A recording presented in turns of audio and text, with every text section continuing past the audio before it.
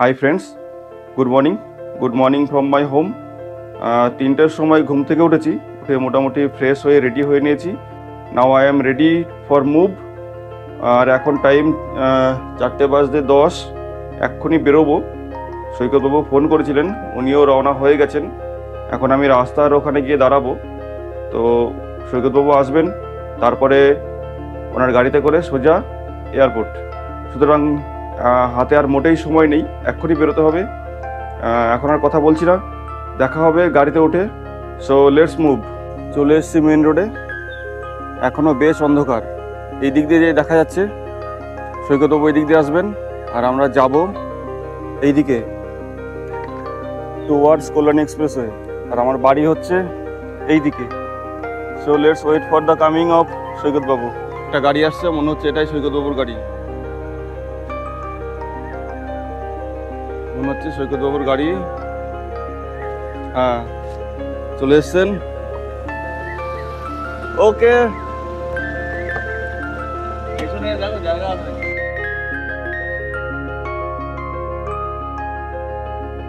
ঘড়িতে এখন টাইম দেখাচ্ছে সকাল 4:25। এই মুহূর্তে আমরা ড্রাইভ করছি কল্যাণী এক্সপ্রেসের উপর দিয়ে, আর যাচ্ছি টুয়ার্ডস দমদম এয়ারপোর্ট। একটু আগেই আমরা ক্রস করলাম নৈহাটি, আর নৈহাটি ক্রস করে আমরা ঢুকছি ব্যারাকপুরের দিকে। এরপর আমরা বিরাটির ভেতর দিয়ে যশোর রোডে গিয়ে উঠবো, এবং যশোর রোড থেকে সোজা এয়ারপোর্ট।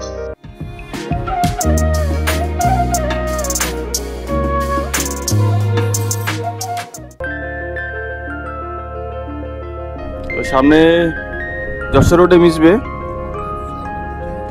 এই ফ্লাইওভার দিয়ে উঠতে হবে, উঠে এয়ারপোর্টে ঢুকবো। Almost reached. এয়ার ট্রাফিক কন্ট্রোলটাকে দেখা যাচ্ছে।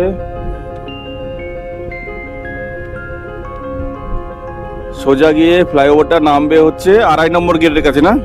2.5 নম্বর গেটের কাছে নামবে, ফ্লাইওভার নামাবে, তারপরে বাঁদিকে টার্ন নিয়ে 2.5 নম্বর গেট দিয়ে ঢুকে টার্মিনাল 1, এখান থেকে টার্ন নেব বাঁদিকে। এই যে গাড়িগুলো যাচ্ছে সামনে, যে ম্যাটাডোর, এর পেছন পেছন গিয়ে বাঁদিকে টার্ন।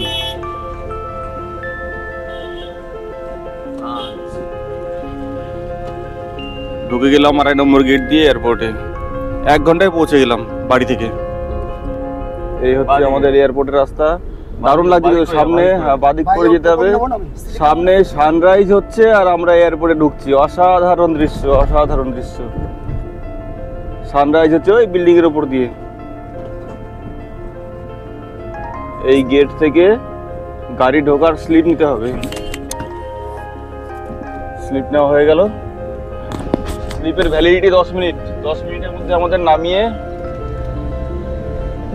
আমার গাড়ি ব্যাক করবে।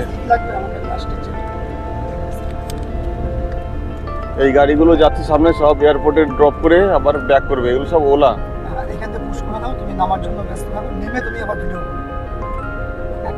ওই দেখুন সামনে সানরাইজ হচ্ছে, কি দারুণ দারুণ দারুণ। আর সামনে এই বিল্ডিং, এই হচ্ছে এয়ারপোর্টের বিল্ডিং। আমরা নামবো 3 নম্বর গেটে।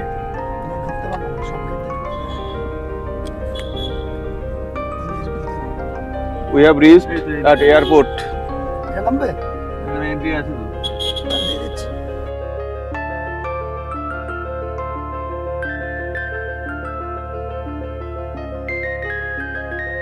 এয়ারপোর্টে পৌঁছানোর পর ডিজি যাত্রা অ্যাপের মাধ্যমে আমরা বোর্ডিং পাস দেখিয়ে ভেতরে ঢুকলাম, এবং সিকিউরিটি চেকিংয়ের যাবতীয় ফর্মালিটিস কমপ্লিট করার পর নির্দিষ্ট কাউন্টারে গিয়ে ব্যাগ ড্রপ করলাম, এবং ব্যাগ ড্রপ করার পর এয়ারপোর্টের ভেতরে আমরা প্রবেশ করলাম।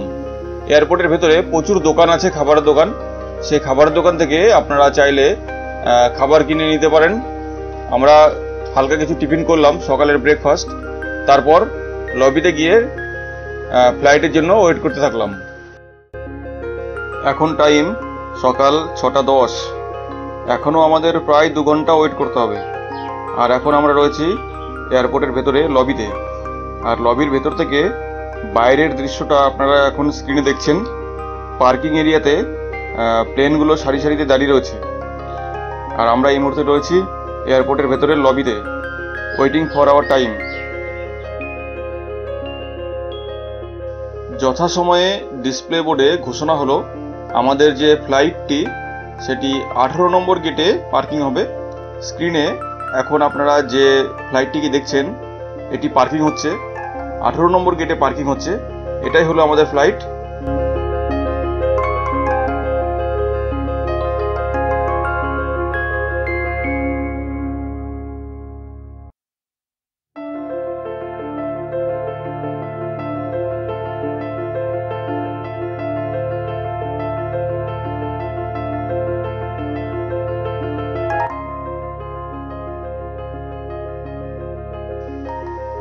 এরপর 18 নম্বর গেটে নির্দিষ্ট কাউন্টারে আমরা বোর্ডিং পাস দেখিয়ে ভেতরে ঢুকবো এবং ফ্লাইটে গিয়ে উঠবো।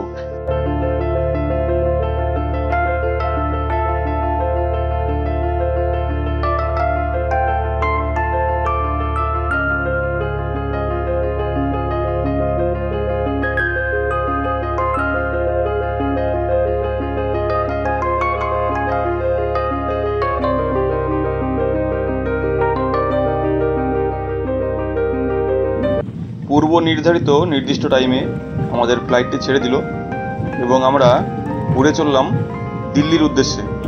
প্রথমে দিল্লি এবং দিল্লি থেকে 2.5 ঘন্টার লে ওভার দিয়ে আমরা ফ্লাইট চেঞ্জ করে তারপরে যাব শ্রীনগর।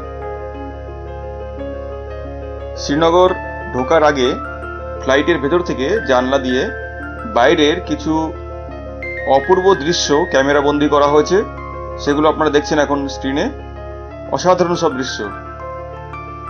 ফ্লাইটের নিচে মেঘ এবং মেঘের নিচে সাদা বরফাবৃত পাহাড়, এবং সেই পাহাড়ের অনেক ওপর দিয়ে উড়ে চলেছে আমাদের ফ্লাইট শ্রীনগরের দিকে।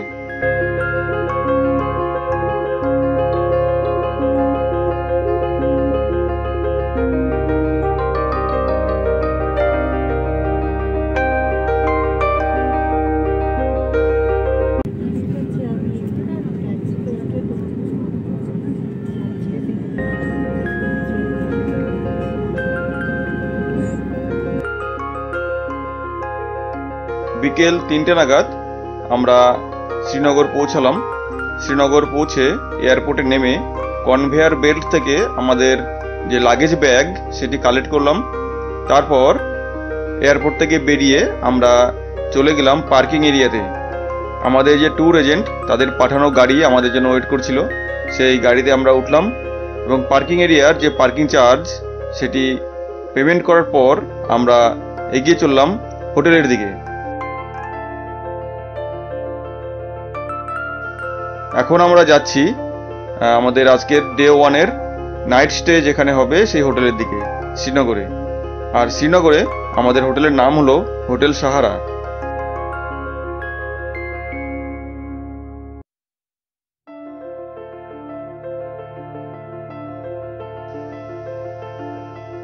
শ্রীনগর এয়ারপোর্ট থেকে আমাদের হোটেলে যাওয়ার যে রাস্তাটি ভারী সুন্দর।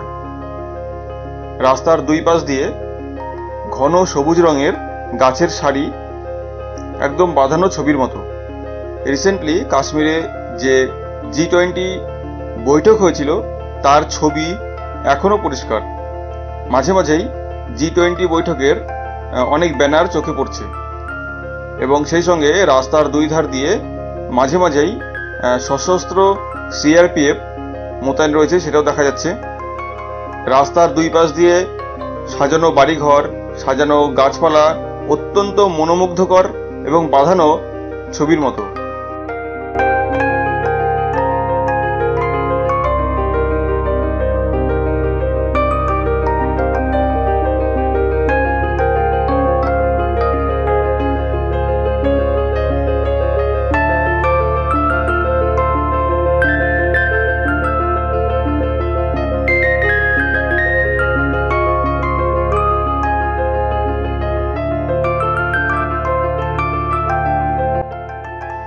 শ্রীনগর এয়ারপোর্ট থেকে আমাদের হোটেলের ডিস্টেন্স প্রায় 35 মিনিট। এই 35 মিনিটের জার্নি কমপ্লিট করে আমরা এই মুহূর্তে চলে এসেছি আমাদের হোটেলে। আর আমাদের যে হোটেলটি তার নাম হোটেল সাহারা, দেখতে পাচ্ছেন ছবিতে, সে হোটেলের ছবি দেখা যাচ্ছে।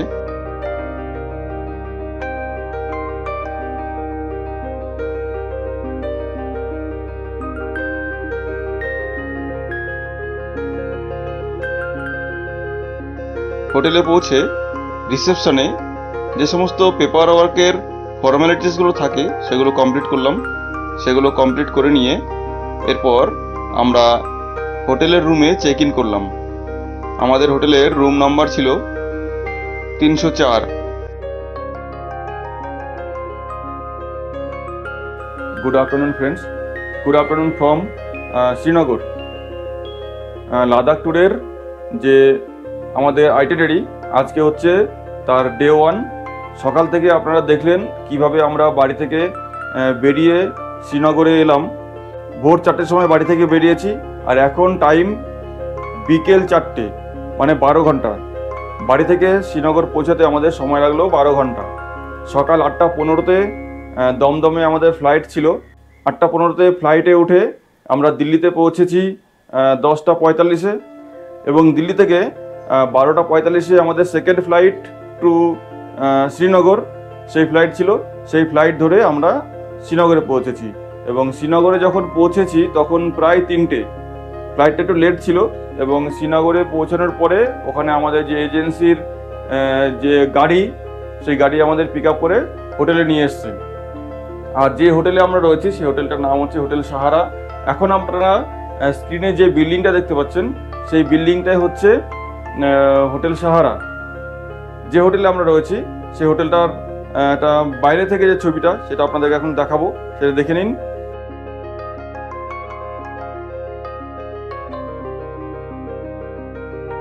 তো দেখলেন যে হোটেলটায় আমরা রয়েছি সেই হোটেলটার বাইরের ছবি। এবার আমরা দেখব হোটেলের যে রুম, সেই রুমের ভেতরের ছবি।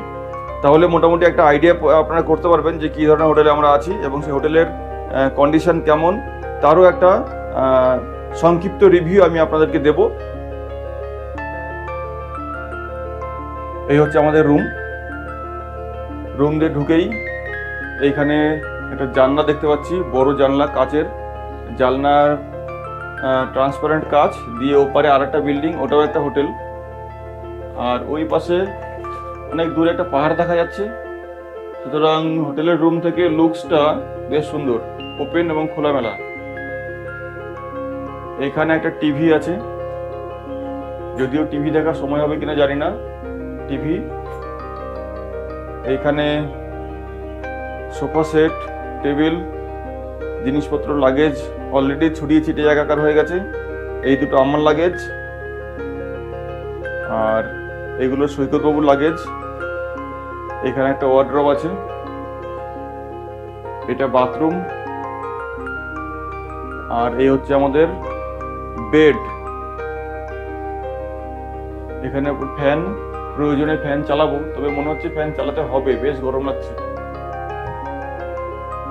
এখানে আর একটা ফ্যান, উপরটা সুন্দর করে ডেকোরেশন করা আছে, লাইট জ্বলছে। তো এই হচ্ছে বেড। এখানে একটা চার্জিং পয়েন্ট আছে, ওপাশে আর একটা চার্জিং পয়েন্ট আছে, এর পাশে একটা বোর্ড আছে, টেলিফোন আছে এমার্জেন্সি কলের জন্য, মানে হোটেল ম্যানেজমেন্টের কাছে। এখানে একটা ছোট টুল। বাথরুমটা একবার দেখে নিই।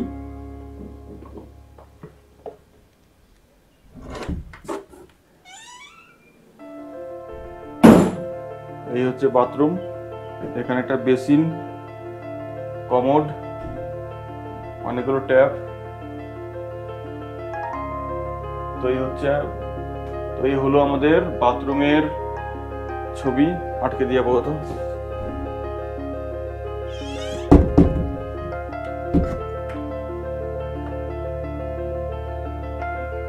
এই হচ্ছে রুমের মোটামুটি একটা ছবি দেওয়ার চেষ্টা করলাম।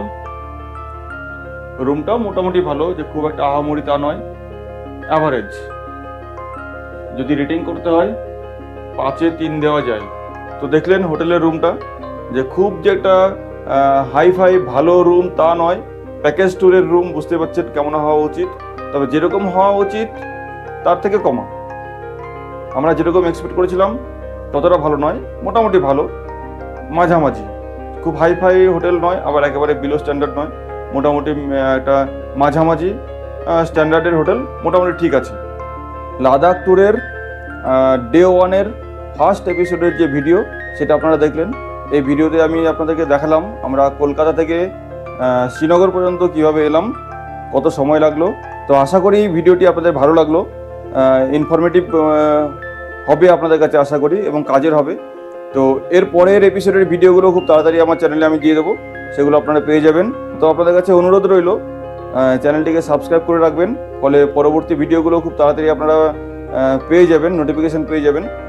তো শেষে গিয়ে আরেকটা কথা বলি যে আজকের ডে 1-এর রিভিউ মিনস যে ট্যুর এজেন্সি, সেই ট্যুর এজেন্সির পারফরমেন্সের একটি ছোট্ট রিভিউ দেবো। ডে 1-এর ওভারঅল রিভিউ মোটামুটি ঠিকঠাক আছে।